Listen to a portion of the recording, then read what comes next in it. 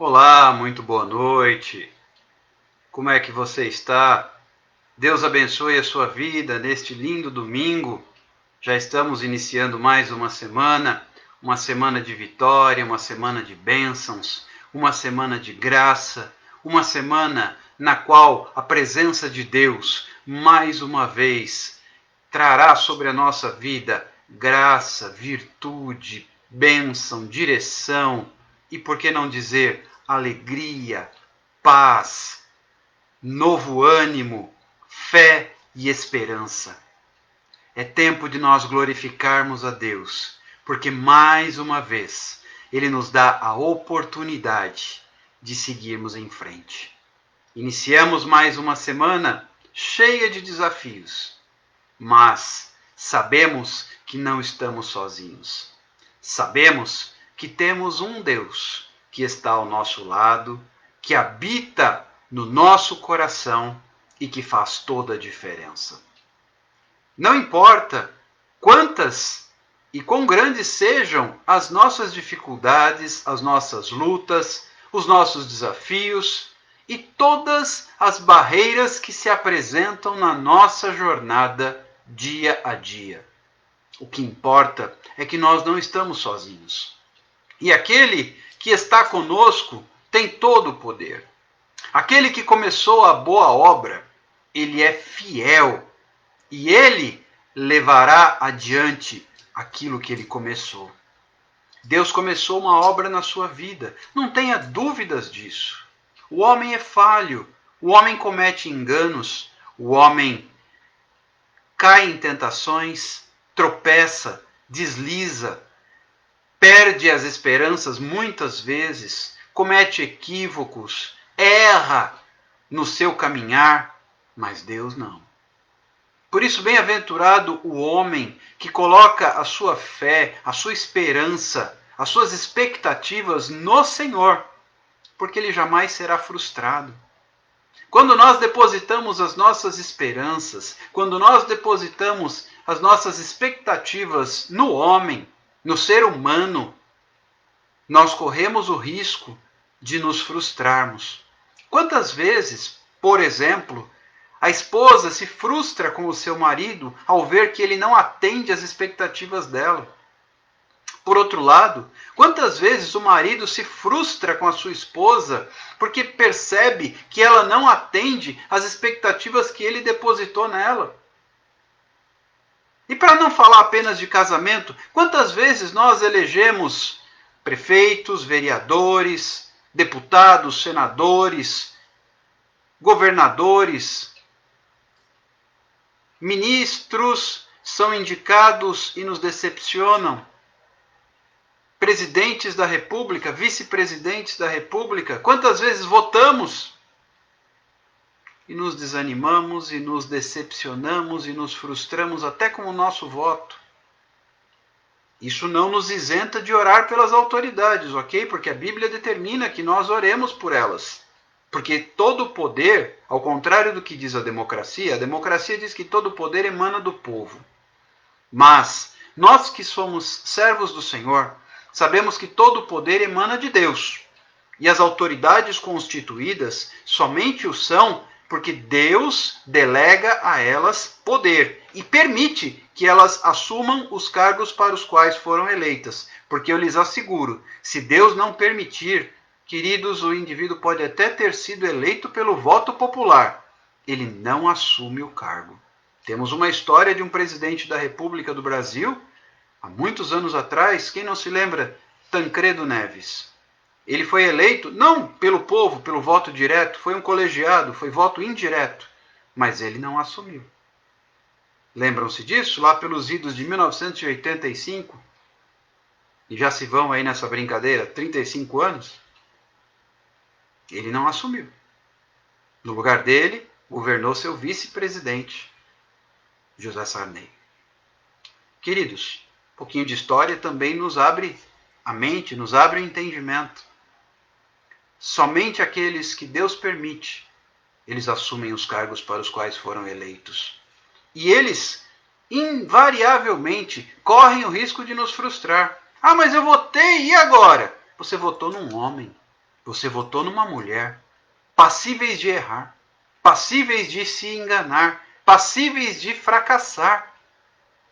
Mas quando nós colocamos a nossa esperança, a nossa expectativa, nossas fichas ficam depositadas em Deus, não há frustração, não há decepção. Eu posso até não entender o que ele está fazendo, porque ele é Deus e eu sou criatura. Eu sou limitado, ele não. Eu posso até não estar enxergando a magnitude, a dimensão do que ele está fazendo, mas ele não se engana. E ele jamais vai me decepcionar. Ele jamais vai me frustrar e me desapontar.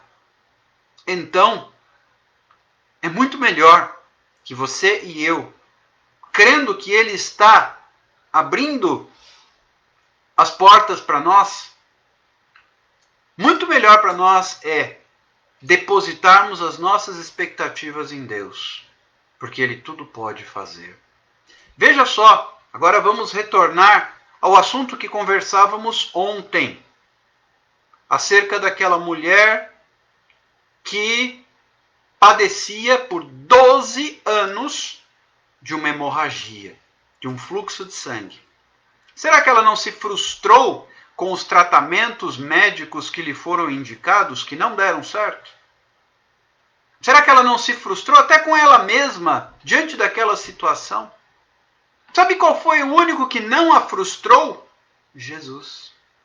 E sabe quando foi que a vida dela foi transformada pela fé? Porque Jesus disse isso para ela no versículo 34 do capítulo 5 do livro do Evangelho segundo Marcos. Vai em paz, fica livre do teu mal, a tua fé te salvou. Queridos, foi Deus, na pessoa do Senhor Jesus, que mudou a história daquela mulher. E quando ela depositou a sua expectativa, ela reuniu o que restava de forças e foi até onde Jesus estava passando e se esgueirou por entre a multidão, veio por baixo, talvez até se arrastando, porque ela tocou na barra da saia, da veste de Jesus. Na orla das vestes de Jesus foi que ela tocou. Então ela veio por baixo. Ela não veio altiva. Ela não veio por cima. E Jesus, só Jesus, mudou a sorte daquela mulher. Ele não a decepcionou. Ele não a frustrou. Queridos, quantas vezes eu e você falhamos? E nós decepcionamos tantas pessoas, pessoas até que nós amamos, nossos cônjuges, filhos, pais, amigos, colegas próximos, etc. Nós desapontamos as pessoas, porque nós também, muitas vezes nós mesmos nos decepcionamos conosco, vendo as nossas limitações. O apóstolo Paulo, ele tem uma citação interessante quando ele diz que o bem que ele quer fazer, ele não faz, mas o mal está à sua porta todos os dias. E olha que disse isso foi o apóstolo Paulo, autor de mais da metade do Novo Testamento, escritor de inúmeras cartas a inúmeras igrejas por toda aquela região, de Roma até a Grécia. Inúmeras cartas aos Gálatas, aos Efésios, aos Filipenses, aos Colossenses, aos Tessalonicenses, aos Romanos. E ainda assim, ele mesmo olhava para ele e dizia: o bem que eu quero fazer eu não faço. Quantas vezes você e eu nos dispomos, eu vou a partir de agora agir assim.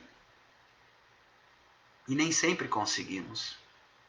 Somos limitados, é fato. Isso não quer dizer que nós vamos então nos acomodar, não é isso que eu estou dizendo. Não estou aqui fazendo a defesa da ideia então da zona de conforto. Pelo contrário, devemos nos esforçar, porque a Bíblia diz que o reino de Deus, ele é tomado por esforço. E os que se esforçam entram nele. Se não houver esforço, não há espaço para você e para mim no reino dos céus. Mas na medida em que eu me esforço, eu tropeço, eu caio, eu levanto. A Bíblia diz que o cair é do homem, o levantar é de Deus. Ele me estende a mão de novo e eu me coloco de pé e sigo em frente e não desisto e não desanimo. Podemos imaginar, voltando à história daquela mulher com hemorragia, será que durante o caminho ela não caiu por fraqueza inúmeras vezes? Lembrem-se, ela tinha uma doença que lhe roubava as forças. Porque quem perde sangue fica enfraquecido. Por mais que tente se alimentar. E detalhe, há 2000 anos atrás, qual era a tecnologia que se tinha para cuidar de alguém que sofria de uma doença dessa natureza? Bem diferente do que temos hoje, não é verdade? Hoje existem outros recursos, muito melhores do que aqueles que havia na época de Jesus. Estou falando em recursos médicos, recursos tecnológicos, recursos científicos. E aquela mulher dispunha de poucos recursos dentro do conhecimento médico daquela época e nada do que foi feito resolveu o problema dela. E ela tomou uma decisão, ela tomou uma posição, eu vou até Jesus. E correu riscos, lembra que falávamos ontem? Que as pessoas, as mulheres sobretudo, que tinham fluxo de sangue, ainda que fosse um fluxo normal, as regras menstruais, por exemplo, durante aquele período elas eram consideradas imundas e tinham que se afastar. Tudo aquilo que elas tocassem era considerado imundo.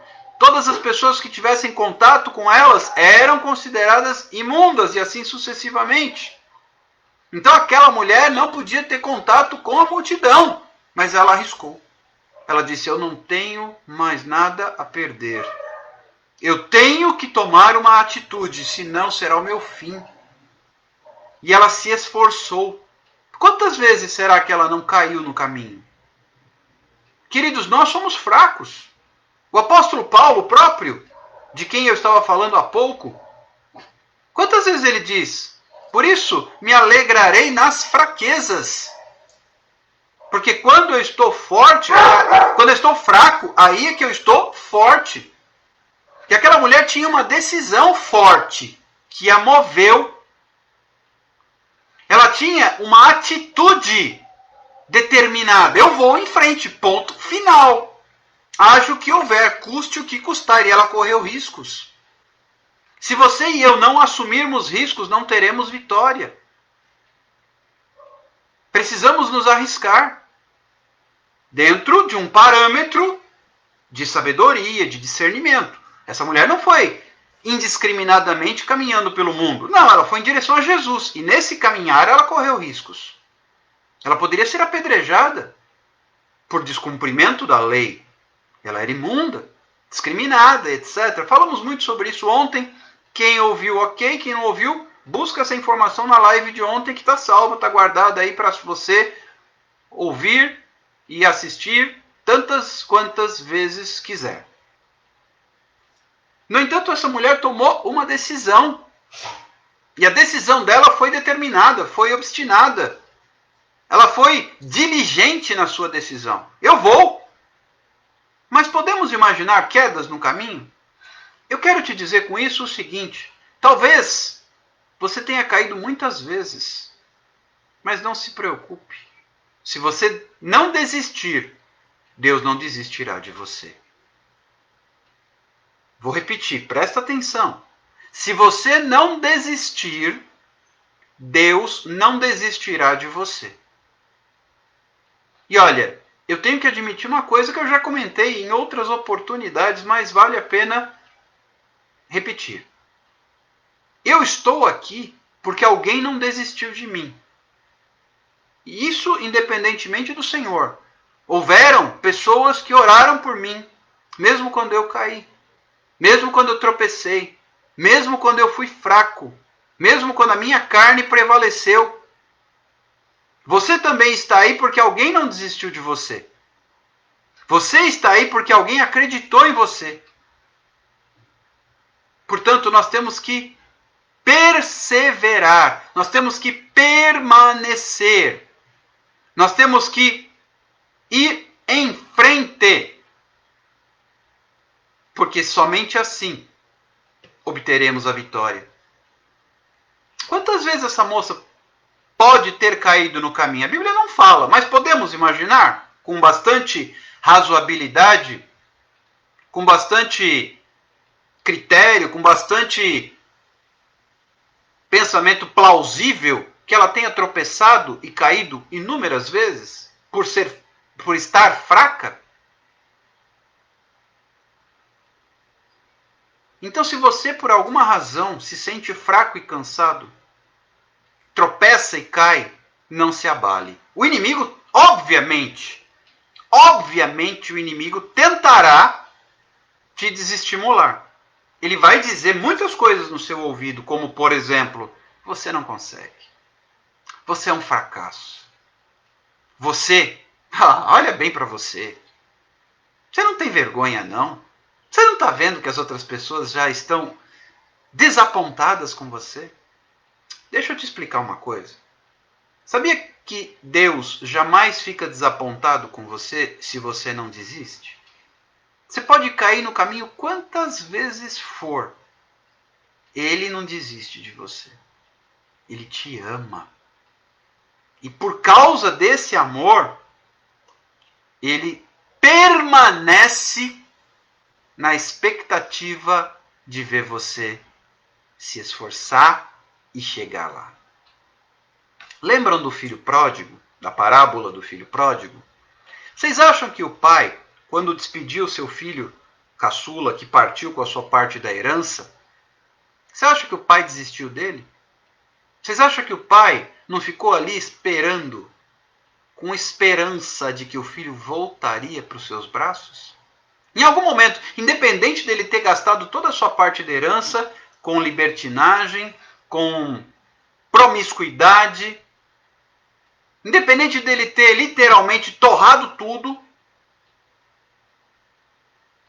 vocês acham que em algum momento o pai desistiu dele? Preste atenção no que eu vou lhe dizer. Pai não desiste de um filho. Pai não desiste de um filho. O filho pode pintar e bordar. Queridos, eu, em certa época da minha vida, fui advogado. Minha esposa é advogada. Então tive contato com muitas situações nas quais os filhos eram verdadeiros marginais, presos, e seus pais, suas mães, diziam, mas meu filho, meu filho. É incrível como que para os pais, os filhos sempre são especiais. Eram marginais, mas aos olhos dos pais eram seus filhos amados. Eu não estou aqui simplesmente falando daqueles que fecham os olhos para a realidade. Não, não é disso que eu estou falando. Eu estou falando de amor. Quantas mães, quantos pais desesperados, meu filho está preso. Ajuda. Meu filho está preso. Doutor, ajuda. Doutora, ajuda. A polícia veio e levou meu filho. Você acha que aquela mãe ou aquele pai desistiu do seu filho porque seu filho é um criminoso? Não. Não desistiu. O que eu quero dizer com isso para você é que Deus não desistiu de você. Não interessa o que você fez. Não importa o quão escuro, o quão tenebroso seja o seu passado. Ele não desistiu de você. Eu gosto muito daquela canção que diz, ele não desiste de você. Ele se importa com você. Ele compreende o teu caminhar. Eu nunca vi um amor tão grande assim. Ele não desiste de você. Ele se importa com você. Jesus se importava com aquela mulher, mesmo ela sendo imunda. Ele se importava. E você sabe por que Jesus poderia ter ficado quieto, não poderia? Quando a moça tocou na orla dos seus vestidos, ele poderia ter percebido que a virtude saiu dele e ficado quieto. Não poderia? Por que vocês acham que ele fez questão de chamar a atenção? até que a mulher se manifestasse, por uma razão só, para que a obra fosse completa. Presta atenção no que eu vou lhe dizer. Ele começou a procurar, como coisa que ele não soubesse quem era a pessoa. Jesus sabia de tudo. Os fariseus muitas vezes estavam ali confabulando, tramando contra ele, buscando uma maneira de fazê-lo cair, de flagrá-lo em algum erro. Nunca conseguiram, é claro, mas Jesus conhecia os seus pensamentos. Judas ainda não havia traído a Jesus e Jesus sabia que Judas o trairia.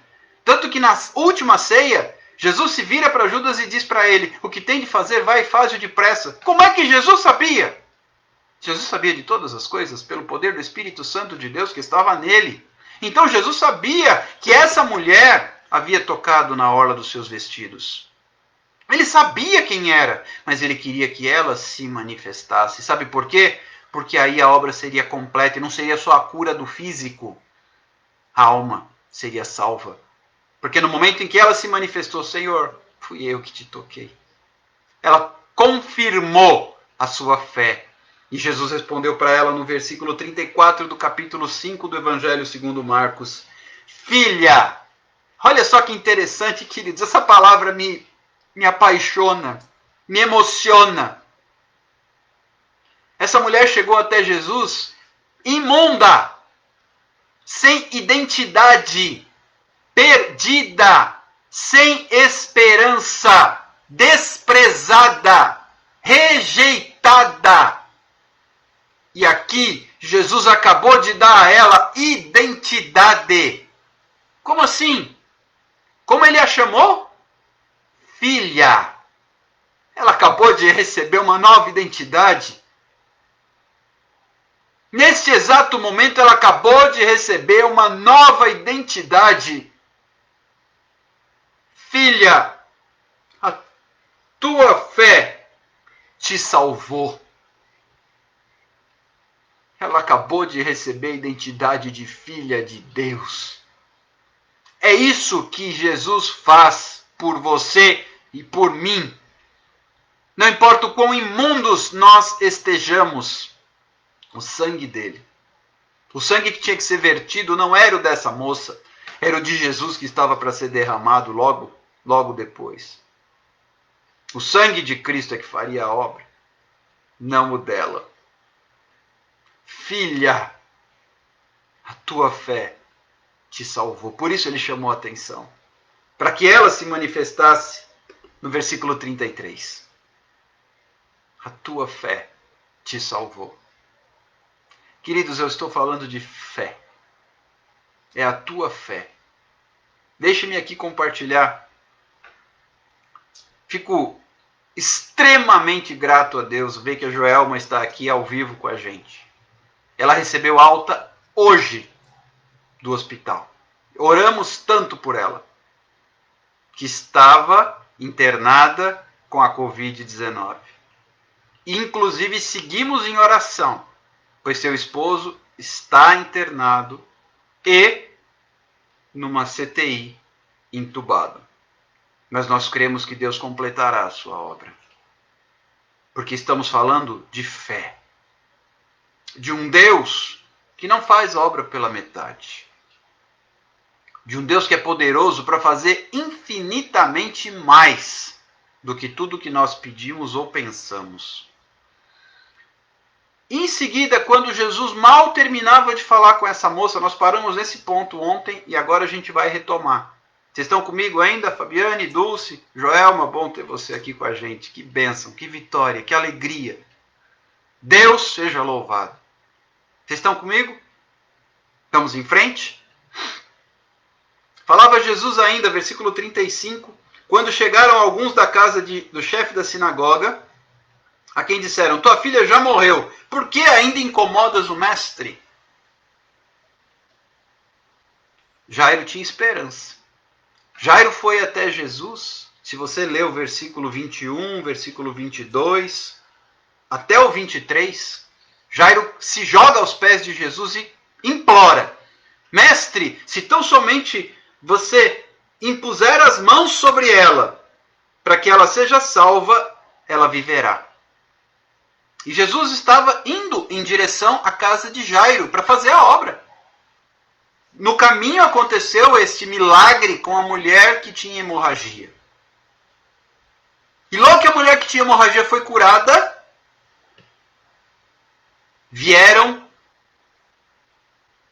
algumas pessoas da casa de Jairo e disseram: não mais incomode o mestre, porque a sua filha morreu.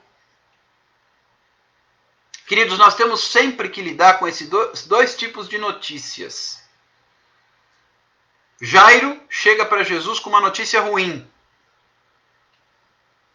Minha filha está à beira da morte. Socorro.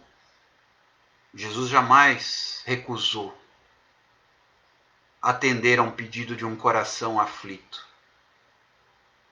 No caminho, aquela mulher se chega diante de Jesus com uma notícia ruim, uma hemorragia constante, sem cura, por 12 anos. Então vem a notícia boa, a mulher é curada. Mas nem bem se pôde glorificar a Deus e celebrar e comemorar a cura, veio a notícia ruim. Jairo, tua filha morreu.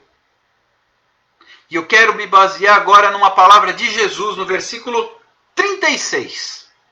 Jesus, sem dar atenção, sem acudir a tais palavras, as palavras de quem? As palavras daqueles que vieram da casa de Jairo, o chefe da sinagoga. Ele disse ao chefe da sinagoga: não temas, crê somente. Não temas, crê somente. Eu não sei quais são as notícias ruins que você tem recebido nesses dias. Acabamos de receber uma notícia excelente, alta, da Joelma, por quem nós oramos. E agora temos uma notícia ruim. O esposo dela foi para a UTI. Mas a nossa fé não pode se abalar. Nós cremos, como Jesus disse, sem nem dar atenção para aquelas palavras das pessoas que vieram da casa do Jairo. Não temas, creia somente. Não temas, creia somente. Joelma, não tema, creia. Dulce, Fabiane, Alexandre, meu colega de colegial, que agora está conosco online. Não temas, creia somente. Deus pode todas as coisas.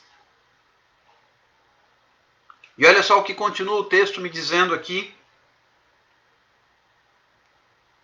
Versículo 37. Contudo, não permitiu que alguém o acompanhasse, senão Pedro e os irmãos Tiago e João.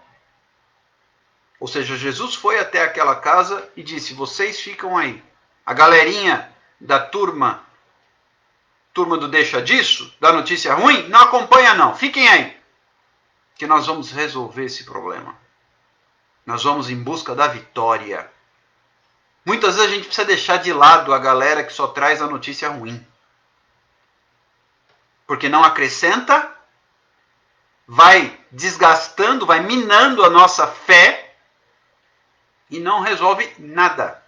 Sabe aquela turma que só tem palavra negativa? E eu não estou aqui dizendo que então a gente deve ser indiferente, alienado. Não!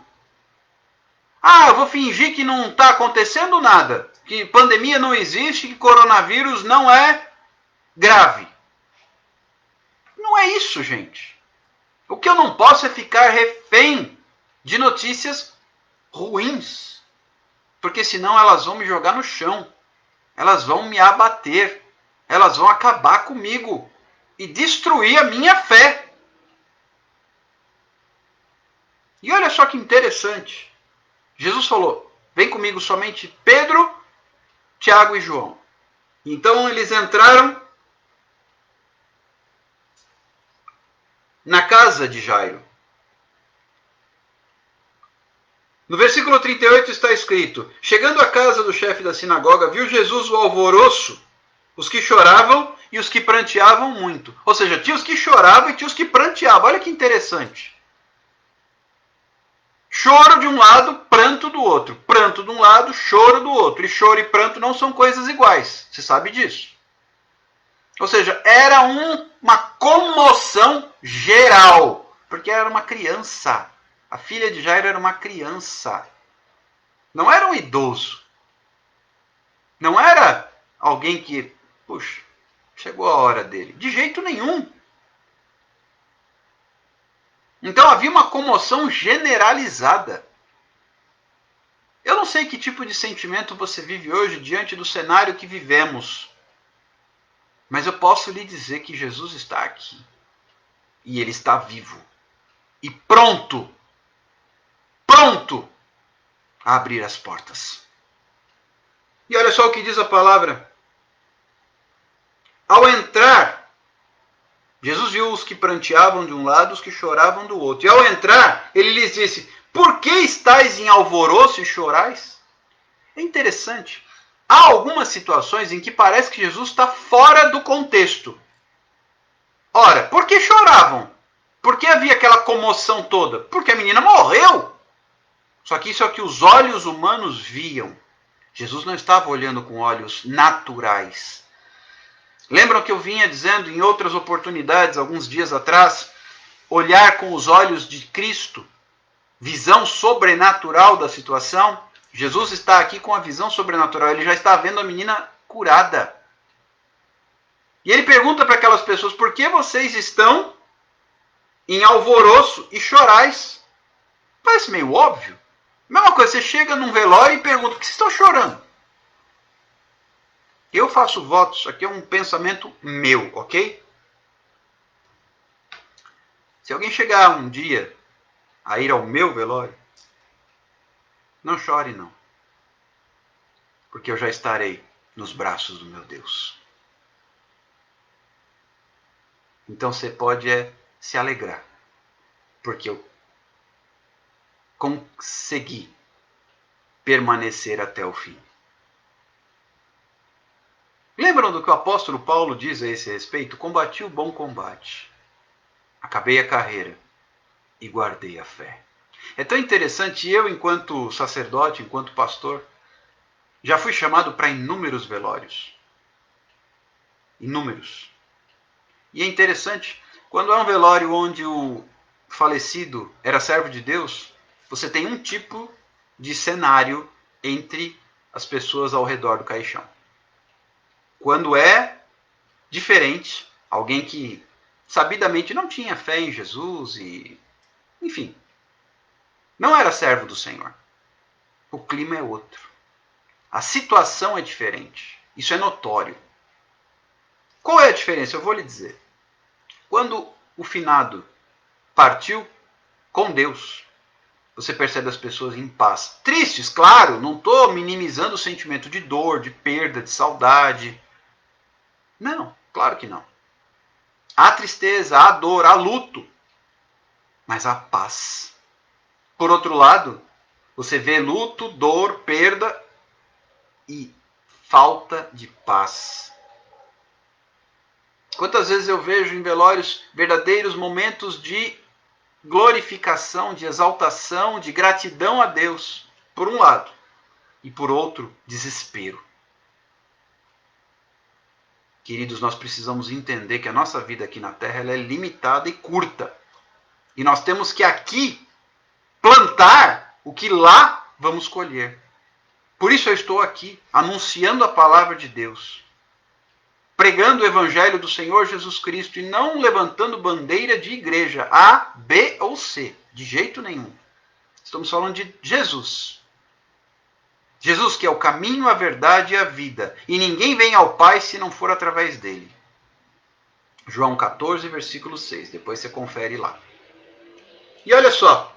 Jesus perguntou para aquela multidão: por que vocês estão em alvoroço e chorais?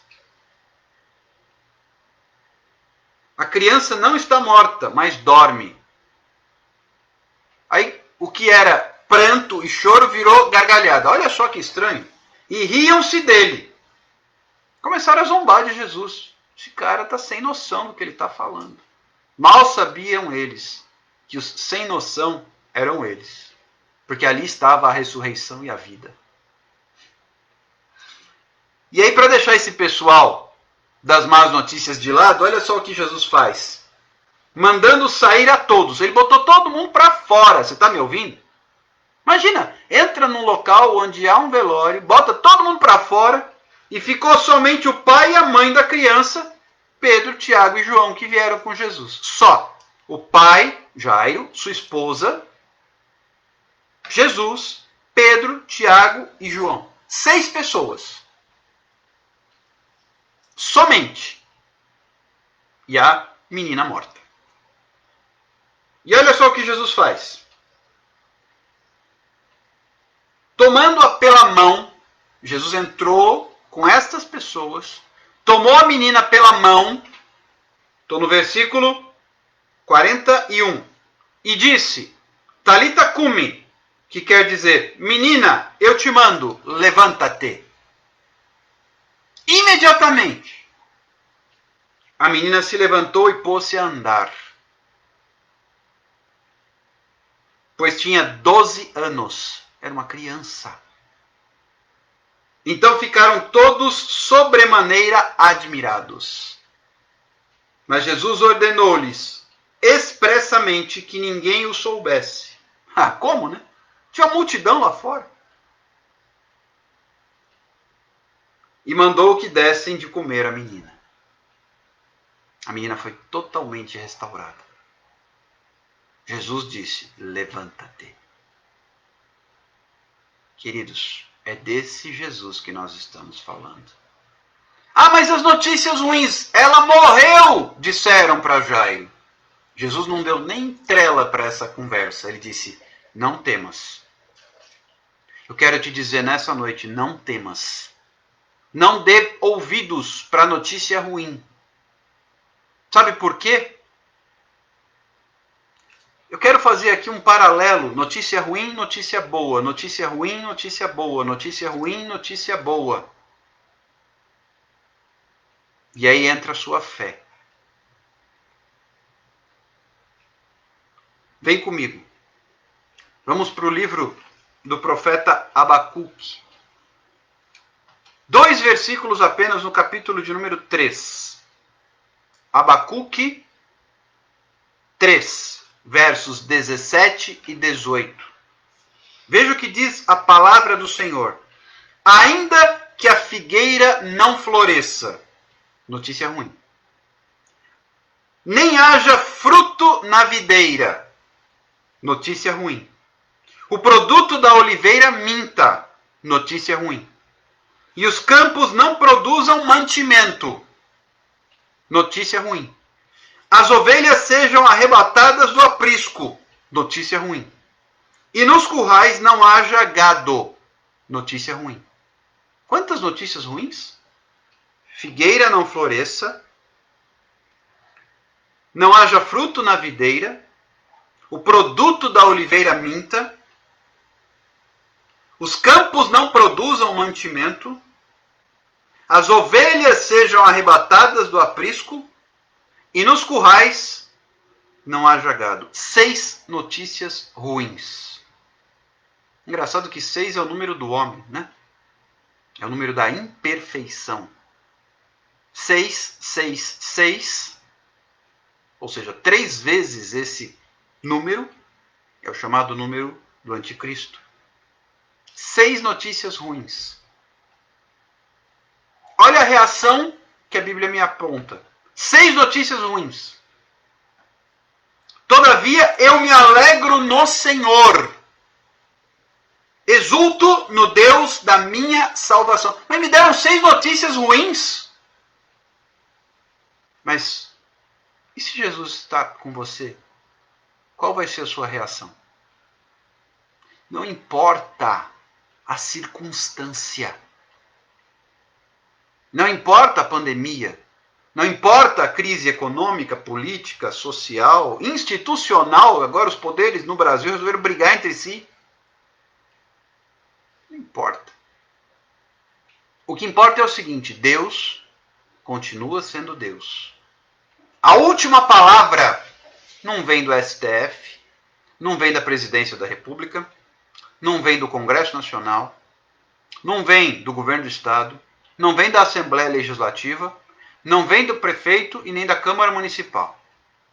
Da onde vem a última palavra, então? A última palavra, ela vem da boca de Deus. Por isso, ainda que haja notícia ruim, todavia, eu me alegro no Deus da minha salvação. E como é que eu posso? E aí já vai ficar o gancho para amanhã. Presta atenção, vem comigo. Evangelho segundo João, texto muito conhecido. Eu vou só pincelar aqui o texto. Capítulo 2. É a história do casamento para o qual Jesus foi convidado com Maria e os discípulos. Há um casamento. Casamento se pressupõe o quê? Alegria. E aí no versículo João 2, versículo 3. Acabou o vinho. Acabou o vinho. O vinho, na palavra de Deus, ele simboliza, entre outras coisas, alegria. Acabou a alegria. Acabou o vinho. Notícia péssima, horrível para um casamento. Queridos, isso seria vergonha para os noivos. Seria um vexame no contexto social do povo judeu. Que noivo é esse que convida, que deixa faltar o vinho? Notícia ruim. Sabe o que você tem que fazer com a notícia ruim? O que Maria fez. Muita gente fala, ah, Maria, eu digo a vocês o seguinte, eu sou seguidor de Maria de carteirinha. Sabe por quê? Eu não sou adorador de Maria, sou seguidor. Sabe por quê? Vem comigo. Tendo acabado o vinho, a mãe de Jesus lhe disse, eles não têm mais vinho. Acabou. Gente, chegar para um casamento e dizer que acabou o vinho, vou fazer uma comparação aqui relativamente aproximada. É o mesmo na nossa sociedade, nos dias de hoje, que dizer que acabou a cerveja. Que festa ruim vai ser essa? Diante do cenário das festas por aí, ok? Mas Jesus lhe disse, mulher, o que eu tenho contigo? Ainda não é chegada a minha hora. Olha por que eu sou seguidor de Maria. Versículo 5. Então ela falou aos serventes, fazei tudo o que ele disser. É a única coisa que Maria disse, façam o que Jesus mandar. Entendeu por que eu sou seguidor de Maria? Eu tento fazer o que Jesus manda. E ela disse isso para os serventes, façam o que Jesus mandar. Tudo que ele vos mandar. Fazei tudo o que ele vos disser. Querido, Jesus estava presente. Não era hora ainda dele manifestar o seu poder. Por isso que ele disse para a mãe, mulher, o que eu tenho a ver com isso? Não é a minha hora ainda. Mas Jesus nunca fica omisso, indiferente ao seu problema. Não. Jesus não ficou indiferente àquela mulher que veio com hemorragia.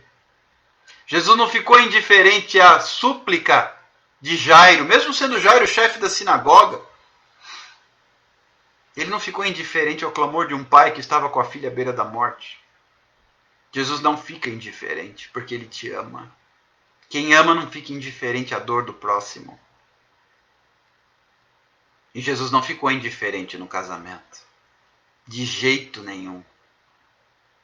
E olha o que é que Jesus diz. Versículo 6. Estavam ali 6 talhas de pedra que os judeus usavam para as purificações, e cada uma levava 2 ou 3 metretas. São 6 talhas de pedra, ok? Que eles usavam para lavar as mãos. Tá? Ou seja, eram lavatórios, ok? E Jesus lhe disse, enchei d'água as talhas. E eles as encheram totalmente. Então lhes determinou, tirai agora e levai ao mestre de cerimônia, ao mestre-sala. E eles o fizeram. Tendo o mestre-sala provado a água, transformada em vinho. Eles encheram. Imagina esses serviçais. Eles viram o que eles puseram dentro das talhas, não viram? Eles puseram água. E Jesus mandou que eles levassem para o mestre de cerimônia, o mestre sala, o maître, nos dias de hoje, para ele experimentar. E eles serviram então, e eles viram que eles estavam servindo vinho, não água. E eles serviram a água transformada em vinho para o mestre sala. E ele experimentou, não sabia de onde vinha, se bem que os serventes sabiam. Os serviçais sabiam de onde vinha aquela água. Aquele vinho que não era vinho, era água transformada em vinho.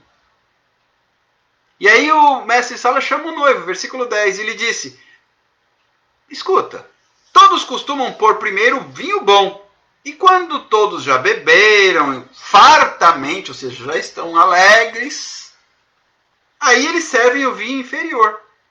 Você, porém, guardou o bom vinho até agora? Você guardou o bom vinho até agora?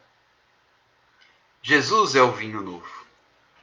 Jesus é o bom vinho que está aqui e veio mudar a sua história.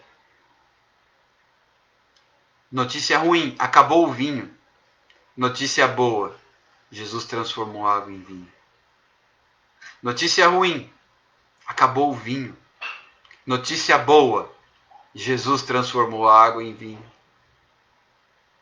Queridos, Jesus vai transformar seu choro em riso. As lágrimas com as quais você tem muitas vezes regado o seu travesseiro, molhado a sua fronha, Jesus as transformará em riso e regozijo. O que eu tenho que fazer? Primeiro, pare de dar ouvido às más notícias. Sabe o que você faz com as más notícias? O que Maria fez. Ela pegou a má notícia e levou para Jesus. Acabou o vinho. Pegue a sua má notícia. Escuta o que eu estou falando. Presta atenção. Pegue a sua má notícia e leva para Jesus.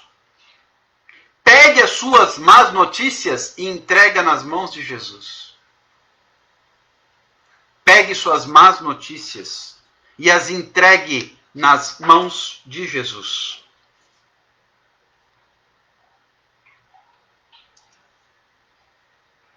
Vocês pensam que eu não faço também estudo? Eu escrevo as ministrações. Quando estou aqui falando, eu também estou me alimentando. E a ministração também é para mim. Eu também estudo. Porque aqui, queridos, eu não sou mais do que um porta-voz. Eu não sou mais do que um mensageiro. E o poder não está no mensageiro. É isso que todo servo de Deus tem que entender. O poder não está no mensageiro. O poder está na mensagem. E também naquele que traz, que transfere no autor da mensagem. É como se fôssemos analisar o seguinte: o poder não está no carteiro, está naquele que escreveu a carta. O poder não está em mim.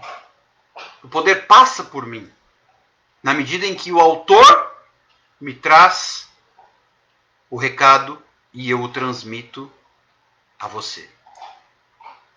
Por isso, não sou mais, nem melhor, nem maior do que vocês. Somos iguais. Estou apenas transmitindo uma mensagem. E o poder está no autor da mensagem. Estude. Dedique-se. Aprenda. Alimente-se. Pegue as más notícias e as coloque nas mãos de Jesus. É isso que eu faço todas as noites. Terminando esse nosso tempo aqui, eu compartilho as mensagens, mando pelas redes sociais e em seguida, sabe o que eu vou fazer? Estudar e orar. É o horário que eu escolhi. E até porque sei que as orações da madrugada têm um poder especial. Mas você fica à vontade para separar o seu tempo, o seu melhor momento, e reserve para o Senhor. Queridos, se nós fôssemos analisar, deveríamos até do nosso dia, das 24 horas do dia que Deus nos concede, deveríamos reservar o dízimo para o Senhor, sabia? Se são 24 horas no dia, o certo seria que mais de 2 horas, 10%, nós dessemos de volta para Deus. Para que nós vivêssemos as outras 21 horas e alguma coisa. Não é isso? Está na hora de nós deixarmos de lado as más notícias. Sabe por quê? E aí fica a nossa discussão para amanhã. Nossa prioridade tem que ser Jesus. Qual é a sua prioridade? Você está mais atento às notícias ruins? Está mais atento às notícias ruins? Está na hora de pegarmos as más notícias e entregarmos nas mãos de Jesus. Eu vou repetir. Está na hora de pegarmos as más notícias e entregarmos nas mãos de Jesus. Deus te abençoe. Fique com Deus. Um forte abraço, um beijo muito carinhoso. Continue nos ajudando. Compartilha. Você que está aqui no Instagram, esse aviãozinho que tem aqui embaixo é abençoado. Clica. Manda para os seus seguidores essa live. Pessoal do Facebook, compartilha. Depois, corre lá no nosso canal do YouTube. Primeiro, se você não é inscrito, inscreva-se. E dá a sua curtida no vídeo, na ministração. E compartilhe o link. Eu sempre mando o link para vocês através do WhatsApp. Quem não está ainda na nossa lista de transmissão, manda o seu contato que eu adiciono. E assim, vamos anunciando esta palavra do Senhor. As boas notícias. Evangelho significa, sabe o quê? Boa nova. Boa notícia. Enquanto o mundo está repleto de más notícias, eu estou aqui para te trazer uma boa notícia. Qual é a boa notícia? É chegado o reino de Deus sobre a terra. Até amanhã, 22 horas eu te espero. Um forte abraço. Fique com Deus. E até lá. Tchau, tchau.